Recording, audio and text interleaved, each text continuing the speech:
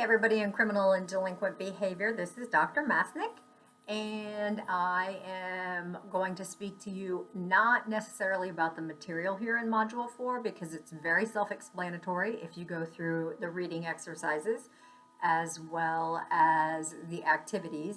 But I am going to speak directly about one activity because it is used here in Module 4 to give you a foundation, and then you're going to finish it later, and it's going to be much more extensive. So what I wanted to talk to you about was the project outline. And so this module, you're going to read about theories of criminal and delinquent behavior and what causes crime. Now, don't forget that I had told you earlier in the semester you can Google those. That's absolutely fine. If you have one that you have read and you like the overview, social disorganization theory, then go ahead and put in types of social. Wow, I am not talking today. It is you'd think it was a Monday, not a Thursday. So anyway, social disorganization theory, and look and see what different things fall under that. And you might like one particular topic, and so you want to use that as your example. Okay, now you have your theory. So what I'm going to ask you to do is on M4A3, it says project outline. What I have done is I have included a very, very small, very simple outline for you. It has 5 boxes that you need to fill. If I were you, I would start out very simply. The first thing says name of model program. Okay, first thing you need to decide is, do you want to prevent a criminal, meaning adult behavior, or do you want to prevent a juvenile, meaning a delinquent behavior? Okay, you don't want to do both, okay, because if you think about it, you cannot actually have adults and children in the same place at the same time. We don't even put them in jail like that. If we are charging a juvenile with an adult crime, realize this is where overcrowding sometimes comes into place, that we have to move all of the adults out of one pod. Maybe that pod is supposed to hold 30 people. We'll move 25 adults out of that one pod, stack them up in another pod, and have one juvenile potentially in that pod, because adults and children cannot mix. It is a victimization situation automatically set up. If you've ever been on a jail tour, you'll actually see that, and I have been on many, and I have seen where there have been, Martin County has had, I think, 2 to 4 juveniles at a time when I've been in there, and the adults actually have to face the wall so that they cannot visually see the juvenile as they walk down. That's how specific they are on keeping them separated. I believe it's also I think it is in the male pod. In the male pod, they had realized that if they stood at a certain angle in the pod, that they could see a mirror that was there for the guards, and at that angle it also shone the other way, so they were able to look into the pod that had the juveniles in it, because they were next to each other but with a big firewall in between. When the officers realized that they had visual access, they put up this big giant curtain, so no longer could they have access to that mirror to be able to see both ways. So you cannot do this program.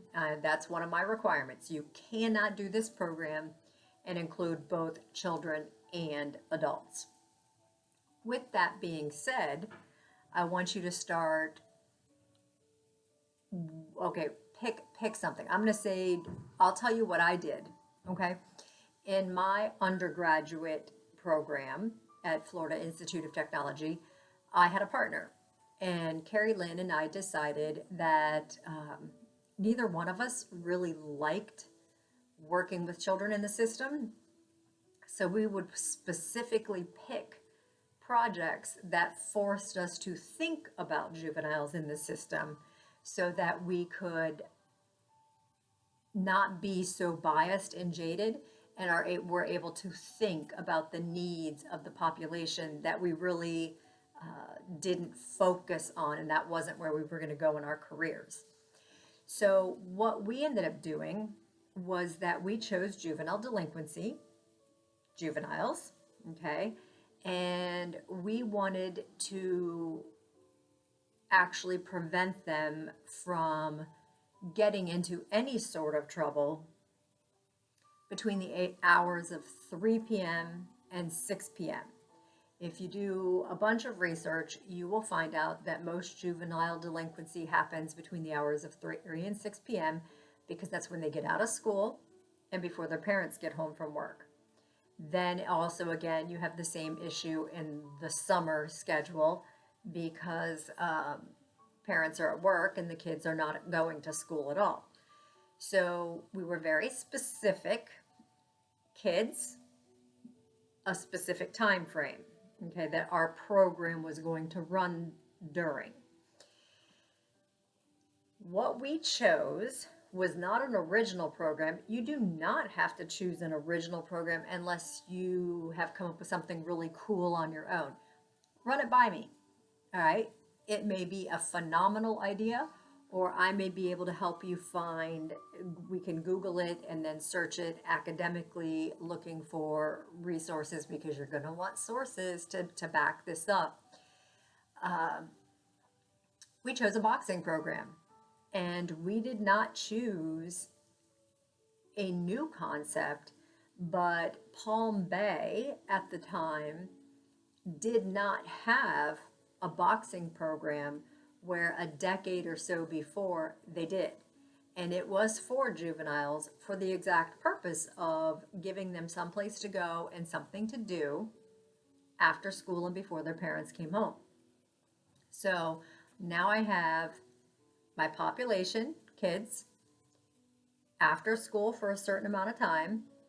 And what were they going to do? I was going to keep them busy by teaching them boxing. Now you can come back to me and you can say, oh my gosh, that's not cool. You're teaching them an aggressive thing. Or you can actually look at it and you can say, well, I'm treating them to protect themselves. I'm treating them like an adult. I'm teaching them a skill. You can come up with plenty of things to support or to give me the con side of what I chose. So I liked it because I was able to go back and look at what happened. I actually went to the facility that had this set up and got to look and see what it would look like, what I would need, what were the expenses I was going to ultimately have when I wrote this proposal.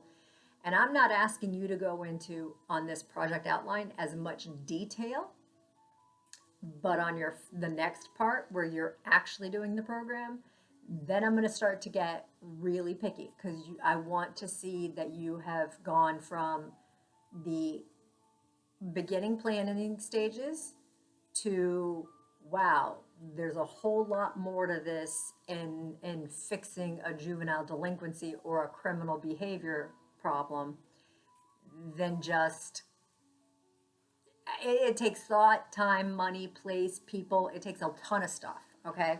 So that's my whole point. I'm not expecting you to be perfect. I'm not expecting you to get it absolutely 100% right. I am going to take your project outline. I will not be grading it harshly. However, I will be making lots of comments because they're things you're not used to. Unless you own and run your own business, you're not going to think of everything. So the first thing that in the outline that you have to come up with, and I expect you to probably change it from now on the outline section to the actual project, you're going to change the name of it. So first off, all right, let's just say I went boxing for kids. Well, that tells me a little something. I'm going to teach boxing and I'm going to teach it to kids. Okay, that's a beginning title, all right? It gives me a little bit to go on. But then when I get to the next section, I need to know why. What's the purpose? I don't care if you come up with an anagram, meaning, initials that sound out, like in Martin County, we have something called Project Lift. L period, I period, F period, T period. LIFT stands for Life Initiatives for Teens. Okay, that tells me life initiatives. I'm teaching them things they can do later on in their life. I'm teaching them skills, but right now I'm only teaching teenagers. Okay, so Project Lift is very specific. Also, it's very catchy. It's small and simple. If I had to say life initiatives for teens 5,000 times, people are going to tune out and not listen. But if you say Project Lift, they got it. It sticks in their head. It's simple. It's easy. So just go ahead and start with your project name and give it a little bit of thought, because you're going to change it as this project goes on. Then underneath, the next section says type of criminal deviant behavior that the program talks about. I already told you I did boxing. Okay, so for me in that section I would say it's delinquent behavior with teenagers after school for the hours between 3 and 6 p.m. Not in this section, but I if you can think of it, that's fine. But I'm going to be very specific. I don't want to teach teenagers from 13 to 18 how to box, okay? Too big of a population. There's a big difference between, or I should say 13 and 17. There's a big difference in weight, height, maturity, how they get along, how they talk, behaviors they've already learned between 13 and 17. So I could either choose Monday, Wednesday to be kids from 12 to 14, and then maybe Tuesday, Thursday, I could do 15 to 17. But I probably wouldn't want to do that right off the bat. And the reason for that is you want to be able to show success to the people, people who are going to have a stake, they're called stakeholders in this project. This is where you're going to get your money, your support, your people to talk about it, the people that are going to help you find a building, find transportation, all of that good stuff. Okay, you got to have money behind you. So you want to be very specific and you want to lower the liabilities as much as humanly possible. All right? So start thinking of that. The next section is called goals of the program. A goal is something must be seen, so therefore it can be measured. You can very simply, if we're starting out with one school, not just an entire school district. Why? Because it might be difficult. Maybe the building that you're going to be able to use is right here, and you have a high school right here next to it. I would start with one high school, because if I'm going to go over here to one that's across town, how am I going to get those kids from here to here? Now I have to add the expense of transportation. I need a bus. I need a bus driver that got to get paid or be a volunteer. I have insurance. I have maintenance. All those things are what's going to play into your Module 5 when you actually turn in the project. Right now, those are going to be the things that I'm going to jump back on you and say, hey, think about this. This could be an issue. Okay? If you can tackle it, tackle it. If you can't, narrow it down, because I'd rather see a quality program that's going to show success that you can take to the community and say, hey, we've done this. We'd like your input and some more money so that we can expand. Start small, grow. Okay, that's the biggest thing I can tell you. So goals of the program could be lowering the arrest rates of juveniles between the ages of 16 and 17 who are attending Palm Bay High School for 6 months, okay? From months 7 through 12, okay? Those are things you can actually measure. How do you measure them? You pull their records before and you pull records after. That is a measurable thing. And if the rates of getting arrested and getting into trouble, or if you want to say negative encounters with law enforcement, because it could just be warnings, those are things that you can measure. You started out with 10, now you're down to 5. That's a big increase, okay? You could also not only include their behavior, their delinquent behavior, but school attendance. That's measurable, okay? So are they skipping school, not going to school, whatever? Measure that for that particular student that you're bringing into your program. Measure that at the beginning, then measure it at the end. If they're attending more days at school, you have reached a successful goal. Grades, same thing. So just whenever you're thinking through the goals of the program, think of what's beneficial for the community that the community is going to want to see, and then turn around and think again of what's beneficial for the student.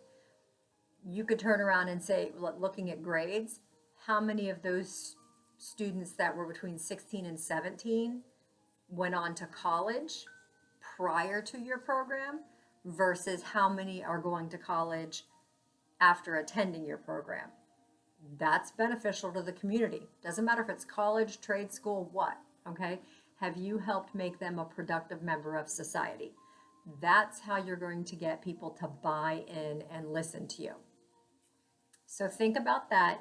If you have any questions, because those are usually the ones that are a little harder to think of, send me a message and I'll help walk you through it. Usually you start out a little too broad and we need to narrow it down. You're not trying to save the world. You're just trying to tweak it and make it a little bit better, okay? Then after that, this is where I'm going to nail you. This is always the fun part for me. Estimated annual cost of the program. You are not going to think of everything. If you know somebody who's a business owner, ask for some help. But in the outline, I just want you to come up with what you think is an estimated cost. I'm not going to ramble on right here about all the costs you have. I'm a business owner now. I was a business owner for my family. I participated in that for 20 years. I can tell you there are so many costs your head will spin. All right, and then you're also taking on the liability of working with criminals or delinquents. So you're going to have some different and bigger expenses than a regular business owner. Don't worry about it right now. Come up with what you can think of. Then let me come back and go, but what about this. Okay? And then we need to figure out on the final project, where are you going to get the money to pay for all that? Okay? Because some of your programs can get really expensive and some of them are not so expensive. The last one is community or criminal justice partnerships that will make your program possible. You can't do this by yourself. So who are you going to get to buy into it with you that's going to help support you financially within the community? You're a whole new name, okay? So if your name is John Smith, the community, why would the community want to help out John Smith? What's your proven track record? So who are you going to partner up with that's going to help get people to listen to you and ultimately in the long run write you the check to help you fund this program? Okay? I'm not going to give you hints because there are some very traditional routes that you can go. There are traditional organizations that will absolutely jump in and help you depending on what you're studying. And there are some very outside of the box. I had a student that came up with a brilliant idea, and it was shocking to me. And to this day, I'm thinking, I think I want to steal that idea if I ever do anything, because she's gonna get a lot of money and a lot of support. So I'll get to that when I talk to you about yours. After you turn in this initial one, I'll mention to you what her suggestion was, because I can tell you she was going to make bank right off the bat. So, but that's your project, okay? So start thinking about it. Use the outline. You only have 5 spaces to fill in. Put as much detail and thought into it as you can.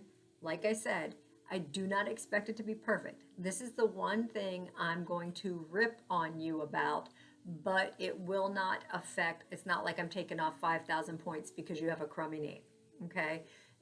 Your annual cost is way too low. I'm not gonna kill you for that, okay? So this is the one where you're allowed to learn and play and work on it and get minimal points taken off. It's after my suggestions when you need to start working harder, and there will be more points taken off towards the end. Okay? If you have any questions, reach out to me. You can Google these kind of programs. You can mimic these kind of programs. But trust me, I will know if you copy a program word for word and just lay it out and put it in a different place. I do not want you to do that. I want to see your own creativity. What is it that annoys you? That if you had the opportunity to help fix, this is your chance. You're going to help fix one little piece of the system. All right? How are you going to do it? I'm giving you carte blanche. Dogs, ponies, locking them up. What do you want to? I taught boxing. Okay? Martial arts, physical activity. I had a student who actually started a basketball program. Literally, once he graduated, he started a basketball program once he became a law enforcement officer. Successful. Okay? So, think about it. It needs to be something you enjoy, something that you're passionate about, and something that you think you can make a difference in. All right? So, have a great Memorial Day weekend. I will get your next module up after I get these assignments, because I'm probably going to address simply your responses here. And like I said, have a good weekend. Stay safe, be careful, and don't catch all the fish. Leave me a few. All right, have a great weekend. Bye.